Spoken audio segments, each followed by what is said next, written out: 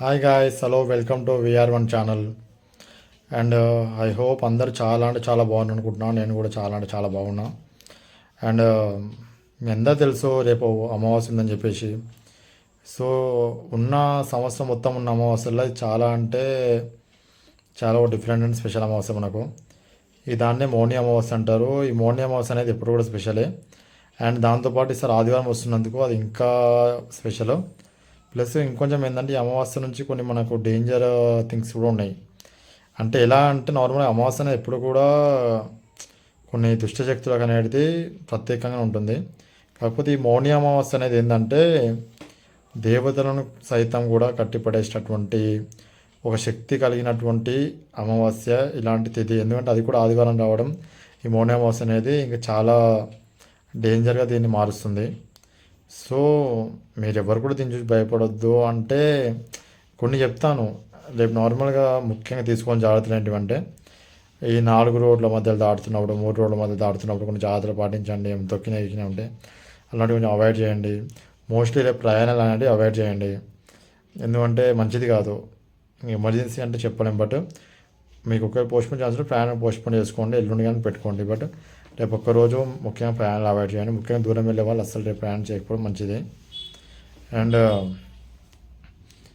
రేపు ఆదివారం కలిసి వస్తుంది కాబట్టి సూర్యభగవాన్ అందరూ ఉదయం పూట నమస్కరించుకోండి. రేపు త్వరగా లేచి అందరు స్నానాలు అవి పూర్తి చేసుకొని మంచిగా పూజ అయినా చేసుకొని ఆ సూర్యభగవాన్ని ప్రార్థించండి. ఆ శివుణ్ణి నారాయణ బాగా స్మరించుకోండి. అండ్ ఇక రేపు అమావాస్య విషయానికి వస్తే దీన్ని మౌని అమావాస్య అంటారు. అంటే ఇంకో పేరు ఏంది మౌని అంటే పేట్లో ఉన్నది మౌనం అని చెప్పేసి. రేపు వేయంత వరకు తక్కువ మాడితే మంచిది. అనవసరమైన మాటలన్నీ ఎక్కువ మాట్లాడకుండా ఏదైతే అవసరం ఆ మాటలు మాత్రం మాట్లాడుకుంటుండో. అండ్ రేపు అబద్ధాలు కూడా చాలా తక్కువ ఆడడం చాలా మంచిది. వీలైతే పాసిబిలిటీ మౌనవ్రతం చేసిన మంచిది. అండ్ మౌనంగా ఉండడం అంటే మాట్లాడి ఉండడం ఒకటే కాదు, మనసుని కూడా ప్రశాంతంగా ఉంచుకోవడం అర్థము.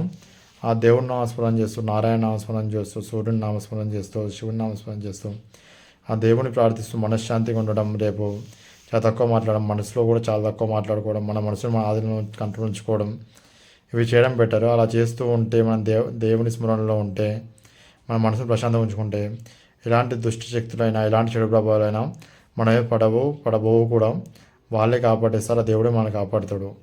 సో అందరు రేపు మంచిగా పూజ చేసుకొని మంచిగా స్నానం చేసుకొని మంచిగా పూజ చేసుకొని ఇల్లంతా మంచిగా ఉంచుకోండి. అండ్ తక్కువ మాట్లాడండి, రేపు అనవసరం మాట మాట్లాడకండి. అండ్ మళ్ళీ చెప్తున్నాడు, దూర ప్రయాణాలు చేయొద్దు. అండ్ రేపు ఎవరు కూడా మోస్ట్లీ రేపు నాన్ వెజ్ కూడా తినకపోవడం బెటరు. అండ్ కొత్త అవసరం ఇంట్లో తెచ్చుకోకండి. ముఖ్యంగా ఇనుము అనే వస్తువు ఏది ఉంటుందో, ఇనుము లాంటి వస్తువులని కానీ బంగారం లాంటి వస్తువులు రేపు అసలే తెచ్చుకోకండి. అది చాలా బెటరు. ఇలాంటి ఇనుమును అమ్మడం కొనడం కూడా చేయకండి, ఇంకా మంచిది. అండ్ ప్రతి ఒక్కరు కూడా చాలా బాగుండాలని కోరుకుంటున్నాను. అండ్ ఎవరు కూడా భయపడకండి.